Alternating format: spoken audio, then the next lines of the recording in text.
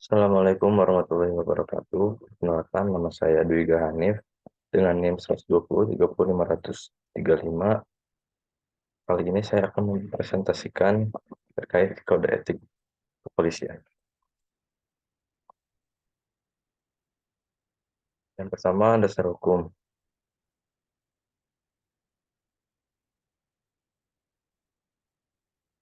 Kode etik bagi profesi kepolisian diatur dalam Undang-Undang Nomor 2 Tahun 2002 tentang Kepolisian Negara Republik Indonesia yang ditindaklanjuti dengan Peraturan Kepala Kepolisian Republik Indonesia Nomor 7 Tahun 2006, sebagaimana telah dirubah dengan Peraturan Kepala Kepolisian Negara Republik Indonesia Nomor 14 Tahun 2011 tentang Kode Etik Kepolisian Negara Republik Indonesia, sehingga Kode Etik Profesi Polri berlaku bagi setiap anggota Kepolisian Negara Republik Indonesia. Kemudian hal tersebut juga diatur dalam Pasal 7 Peraturan Pemerintah Nomor 2 Tahun 2003 tentang Peraturan Disiplin Anggota Kepolisian Negara Republik Indonesia yang menjelaskan bahwa setiap anggota Polri yang melakukan pelanggaran disiplin dapat dijatuhkan sanksi berupa tindakan dan atau hukuman disiplin.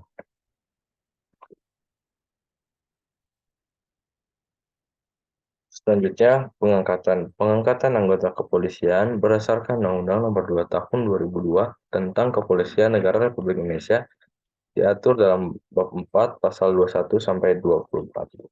Yang pertama, pasal 21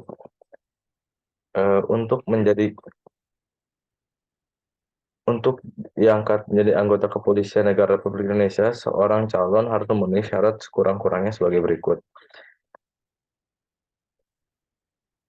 Yang pertama, warga negara Indonesia. Yang kedua, beriman dan bertakwa kepada Tuhan Yang Maha Esa.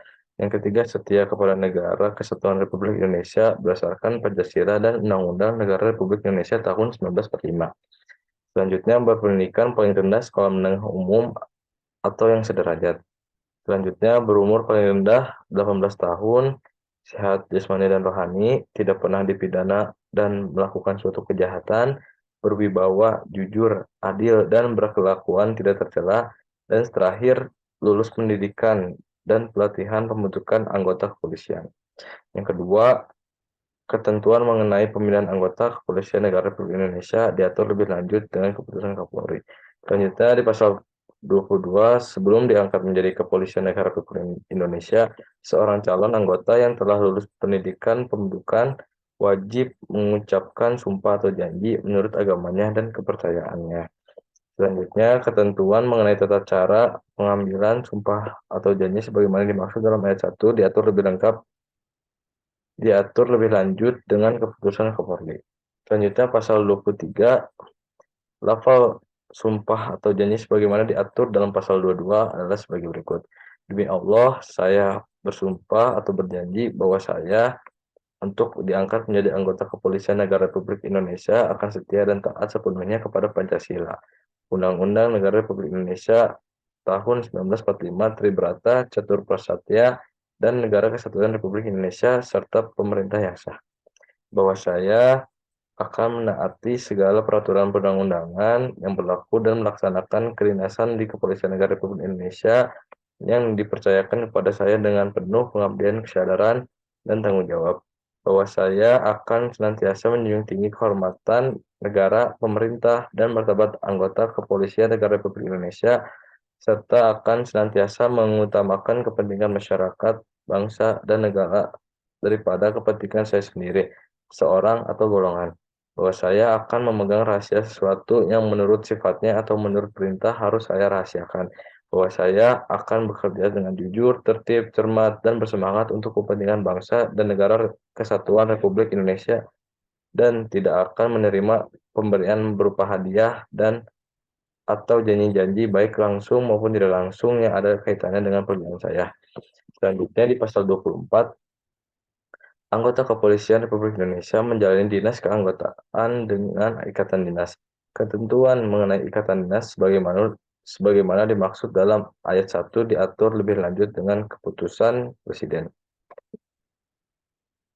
Selanjutnya, pemberhentian. Pemberhentian dibagi menjadi dua. Yang pertama, pemberian dengan hormat dan pemberhentian dengan tidak hormat. Pemberhentian dengan hormat, anggota kepolisian negara Republik Indonesia dapat diberhentikan dengan hormat apabila mencapai batas usia pensiun, pertimbangan khusus untuk kepentingan dinas, tidak memenuhi syarat jasmani atau rohani, gugur, tewas, meninggal dunia, atau hilang dalam tugas. Selanjutnya, pemberhentian dengan tidak hormat yaitu melakukan tindak pidana, melakukan pelanggaran, meninggalkan tugas, atau hal lain. Selanjutnya, tugas dan wewenang. Yang pertama, tugas sesuai dengan Undang-Undang Nomor 2 Tahun 2002, keberadaan kepolisian di Indonesia membawa 4 peran strategis, yakni penegakan hukum, pelindung, pengayom, dan pembimbing masyarakat, terutama dalam hal kepatuhan dan ketaatan hukum yang berlaku.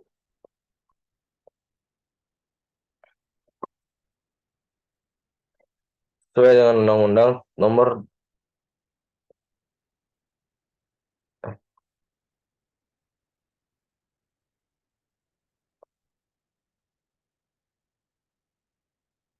Berdasarkan ketentuan tersebut, sebagaimana yang telah diatur dalam Pasal 13 Undang-Undang Nomor 2 Tahun 2002, tugas kepolisian meliputi memelihara keamanan dan ketertiban masyarakat. Yang kedua, menegakkan hukum, dan yang terakhir, memberikan perlindungan, pengayoman, dan pelayanan kepada masyarakat. Selanjutnya, wewenang. Wewenang kepolisian telah tercantum di Pasal 15 Ayat 1 Undang-Undang Nomor 2 Tahun 2002, yaitu menerima laporan atau pengaduan. Yang kedua, membantu menyelesaikan perselisihan warga masyarakat yang dapat mengganggu ketertiban umum. Yang ketiga, mencegah dan menanggulangi tumbuhnya penyakit masyarakat. Selanjutnya, mengawasi aliran yang dapat menimbulkan perpecahan atau mengancam persatuan dan kesatuan bangsa. Selanjutnya, mengeluarkan peraturan kepolisian dalam lingkup kewenangan administratif kepolisian. Selanjutnya, melaksanakan pemeriksaan khusus sebagai bagian dari tindakan kepolisian dalam rangka pencegahan. Selanjutnya, saya akan membahas Komisi Kode Etik Kepolisian Republik Indonesia.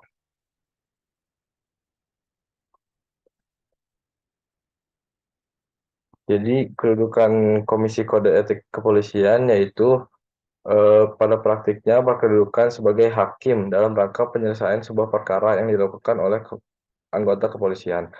Komisi Kode Etik Kepolisian bertindak sebagai hakim karena melaksanakan pekerjaan dan memeriksa dan memutus perkara pelanggaran kode etik profesi Polri yang dilakukan oleh anggota Polri. Selanjutnya, tugas Komisi Kode Etik Kepolisian diatur dalam Peraturan Kepala Kepolisian Negara Republik Indonesia Nomor 19 Tahun 2012 tentang susunan organisasi dan tata kerja Komisi Kode Etik Kepolisian Republik Indonesia dalam bab 2 bagian ketiga pasal 11. Yang berbunyi Komisi Kode Etik Kepolisian bertugas melaksanakan pemeriksaan di persidangan, membuat pertimbangan hukum dan memutus perkara pelanggaran Kode Etik Kepolisian yang dilakukan anggota Polri terhadap pelanggaran pasal 6 sampai pasal 16 Peraturan Kapolri Nomor 14 Tahun 2011 tentang Kode Etik Profesi Polri. Yang kedua, pelanggaran pasal 12, pasal 13, pasal 14 Peraturan Pemerintah Nomor 1 Tahun 2003 tentang pemberhentian anggota Polri. Dan pelanggaran pasal 13 Peraturan Pemerintah Nomor 2 Tahun 2003 tentang Peraturan Disiplin Anggota Polri. Selanjutnya, fungsi Komisi Kode Etik Polri yaitu untuk melaksanakan pemeriksaan dalam persidangan pelanggaran kode etik profesi Polri serta pelanggaran lain sebagaimana diatur dalam peraturan perundang-undangan. Selanjutnya, wewenang Komisi Kode Etik Kepolisian diatur dalam Peraturan Kepala Kepolisian Negara Republik Indonesia Nomor 19 Tahun 2012 tentang penyusunan organisasi dan tata kerja Komisi Kode Etik Kepolisian Republik Indonesia dalam bab 2 bagian ketiga pasal 13 sampai 14. yang berbunyi Komisi Kode Etik Kepolisian berwenang memanggil terduga pelanggar untuk didengar keterangannya di persidangan. Yang kedua, menghadirkan pendamping yang ditunjuk oleh terduga pelanggaran atau yang ditunjuk oleh Komisi Kode Etik Kepolisian sebagai pendamping. Yang ketiga, menghadirkan saksi dan ahli untuk didengar keterangannya guna kepentingan masyarakat di persidangan. Selanjutnya, mendatangi tempat-tempat tertentu yang ada kaitannya dengan persidangan. Selanjutnya, meneliti berkas pemeriksaan pendahuluan sebelum pelaksanaan sidang dan menyiapkan rencana dalam persidangan. Selanjutnya, mengajukan pertanyaan secara langsung kepada terduga pelanggar, saksi, dan ahli mengenai sesuatu yang diperlukan atau berkaitan dengan pelanggaran yang dilakukan oleh terduga pelanggar. Selanjutnya, mengajukan pertanyaan secara langsung kepada pendamping terkait dengan kelengkapan administrasi sebagai pendamping. Selanjutnya, membuat pertimbangan hukum untuk kepentingan pengambilan putusan. Selanjutnya, membuat putusan dan atau rekomendasi hasil sidang Komisi Kode Etik Kepolisian. Dan yang terakhir, mengajukan rekomendasi putusan Komisi Kode Etik Kepolisian bersifat administratif kepada pejabat pembentuk Komisi Kode Etik Kepolisian. Selanjutnya di pasal 14, Komisi Komisi Kode Etik Kepolisian berwenang yang pertama, meneliti dan memeriksa laporan pelaksanaan tugas Komisi Kode Etik Kepolisian. Yang kedua, menerima atau menolak rekomendasi Komisi Kode Etik Kepolisian. Dan yang terakhir, menjatuhkan putusan atas pertimbangan yang dapat dipertanggungjawabkan. Pertimbangan sebagaimana dimaksud pada ayat 1 huruf C tertentu dalam lampiran B yang merupakan bagian yang tidak terpisahkan dari peraturan ini. Selanjutnya, kewajiban Komisi Kode Etik Kepolisian tercantum dalam Peraturan Kepolisian Negara Republik Indonesia Nomor 7 Tahun 2022 tentang Kode Etik Profesi dan Komisi Kode Etik Kepolisian Negara Republik Indonesia pada bab 2 bagian ke-1 paragraf 1 pasal 4 yang berbunyi setiap pejabat Polri dalam etika kenegaraan wajib yang pertama setia kepada negara kesatuan Republik Indonesia berdasarkan Pancasila dan Undang-Undang Negara Republik Indonesia tahun 1945. Yang kedua, menjaga keamanan dalam negeri yang meliputi terpeliharanya keamanan dan ketertiban masyarakat, tertib dan tegaknya hukum, terselenggaranya perlindungan, pengayoman dan pelayanan masyarakat serta terbinanya ketentraman masyarakat dengan menjunjung tinggi hak asasi manusia. Selanjutnya, menjaga terpeliharanya keutuhan wilayah negara kesatuan Republik Indonesia. Selanjutnya, bersikap netral dalam kehidupan politik dan mendukung dan mengamankan kebijakan pemerintah. Selanjutnya, mekanisme dan penanganan pelanggaran. Yang pertama, mekanisme. Mekanisme Komisi Kode Etik Kepolisian merupakan suatu wadah yang dibentuk di lingkungan Polri yang bertugas memeriksa dan memutus perkara dalam persidangan pelanggaran Komisi Kode Etik Kepolisian sesuai dengan jenjang kepangkatan. Adapun Komisi Kode Etik Kepolisian dapat menyelenggarakan sidang untuk memeriksa dan memutus perkara pelanggaran yang dilakukan oleh anggota Polri. Artinya, Komisi Kode Etik Kepolisian memiliki watak lembaga peradilan yudisial, sebab diberikan kewenangan untuk menjatuhkan putusan yang bersifat final dan mengikat atau legally binding.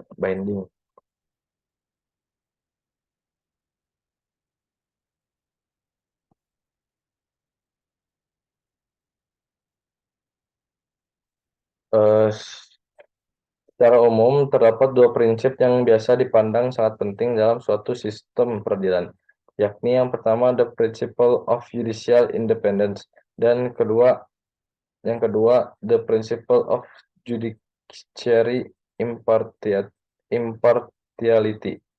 Kedua prinsip tersebut diakui sebagai persyarat pokok sistem semua negara yang disebut hukum modern.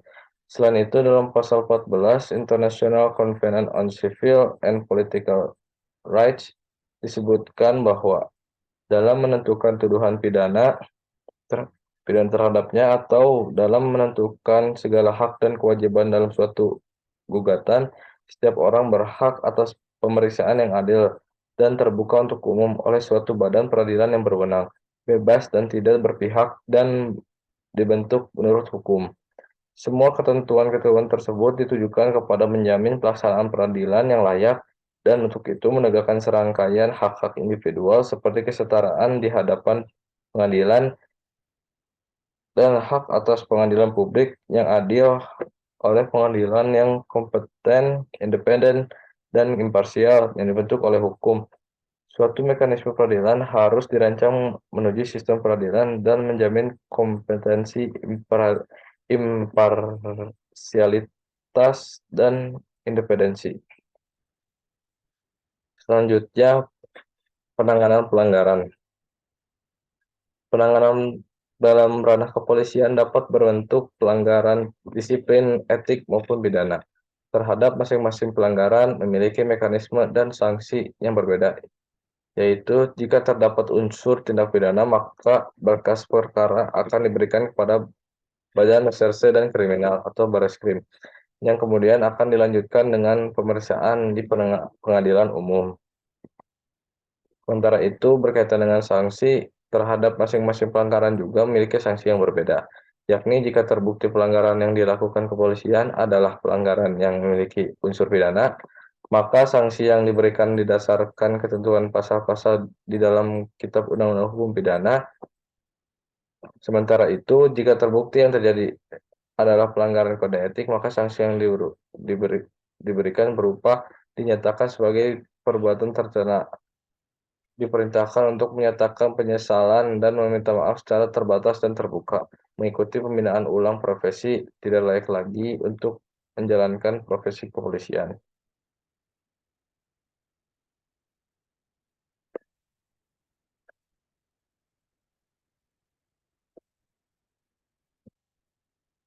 Sekian dari saya, mohon maaf bila ada kekurangan. Wassalamualaikum warahmatullahi wabarakatuh.